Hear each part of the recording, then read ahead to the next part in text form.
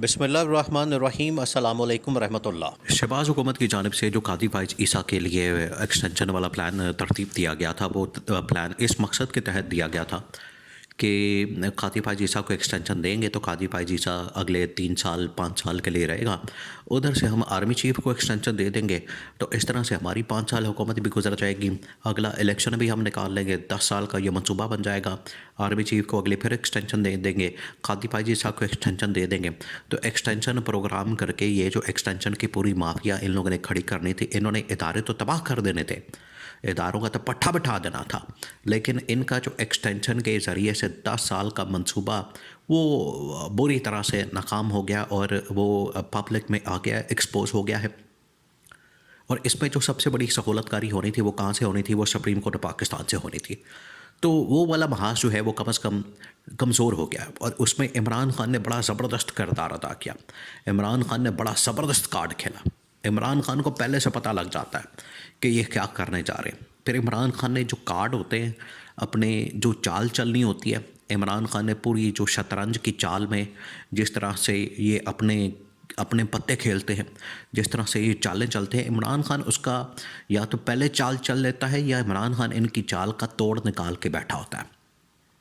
तो इमरान खान ने देखे जो 2 महाज है, 2 इदारे हैं जिनके ज़रिए से ताकत में इजाफा होता है या इक़्तिदार को आप लंबा कर सकते हैं, वो ये 2 इदारे हैं, पाकिस्तान की फ़ौज और पाकिस्तान की अदलिया।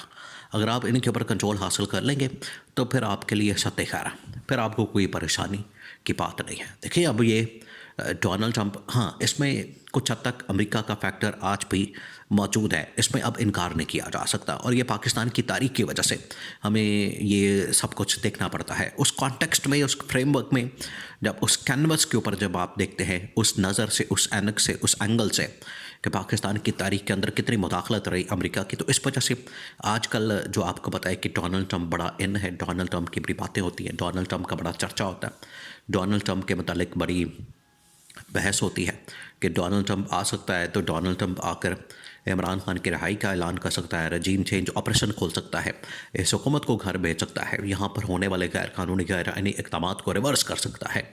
तो ये एक फ़ैक्टर तो मौजूद है। और ये देखें इसके ऊपर ये जो पाकिस्तान के मतलब फ़ैक्टर मौजूद है डोनाल्ड ट्रंप की मुदाखलत का, इसके ऊपर ये नहीं कि यहाँ के लोग बात कर रहे हैं, कि पाकिस्तानी पब्लिक बात कर रही है, ये दुनिया भर में इसके मतलब लिखा जाता है, बात की जाती है। और दुनिया के बड़े बड़े एनालिस्ट, बड़े बड़े अखबारात और बड़े बड़े न्यूज़ चैनल्स वो इसके बारे में रिपोर्ट करते हैं, वो बताते हैं, वो कहते हैं कि पॉलिसी चेंज होनी है। और जहाँ जहाँ इसके स्ट्रेटेजिक इंटरेस्ट रहे हैं, देखिए पाकिस्तान के साथ तो इनका एक रिलेशनशिप का पूरा एक तारीख़ है, स्ट्रेटेजिक इंटरेस्ट और अफ़गानिस्तान के साथ और दहशतगर्दी के ख़िलाफ़ जंग, 9/11, फिर उससे पहले अफ़गान वॉर जो जनरल ज़ियाउल हक़ के ज़माने में लड़ी गई। तो पूरी एक हिस्ट्री है, ये स्ट्रेटेजिक रिलेशन पाकिस्तान का रहे अमेरिका के साथ, इस वजह से इसको रूल आउट नहीं कर सकते।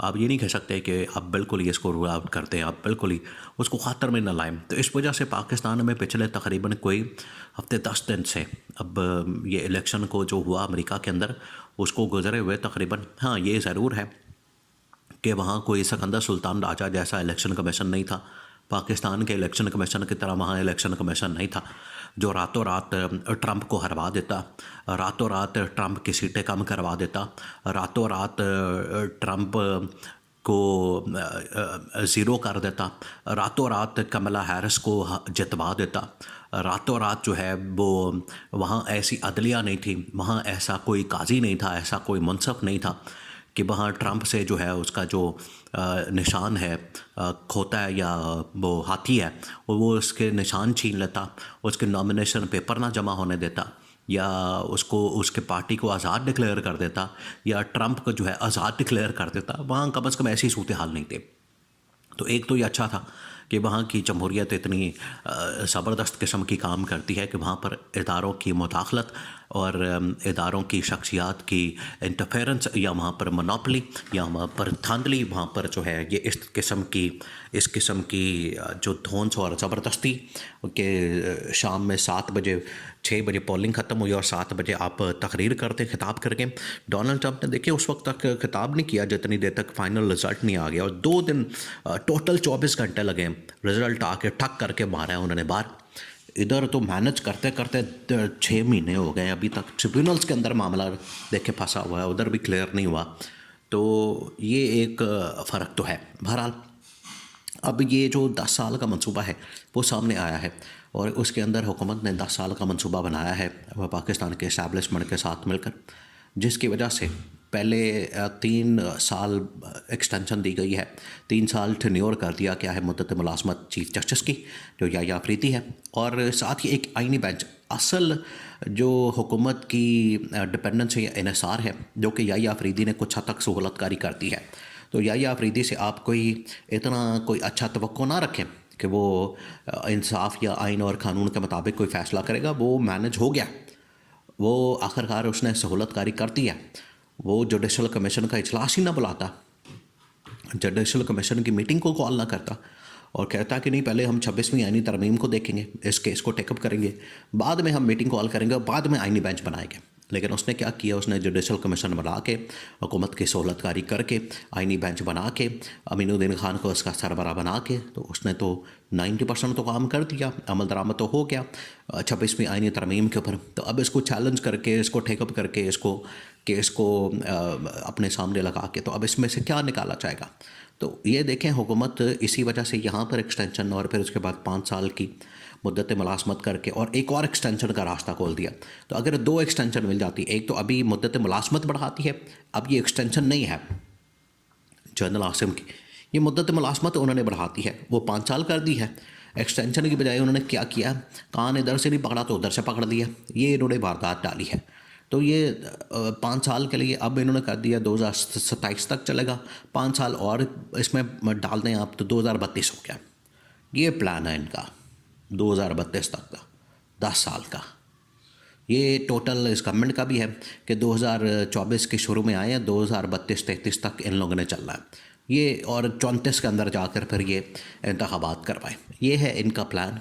और अगला इलेक्शन भी इसी तरह से ये जाली किस्म का, इसमें 2 नंबरी करके, इसमें जाली मैंडेट हासिल करके और इमरान खान को जेल में रख के तो ये जीत लें।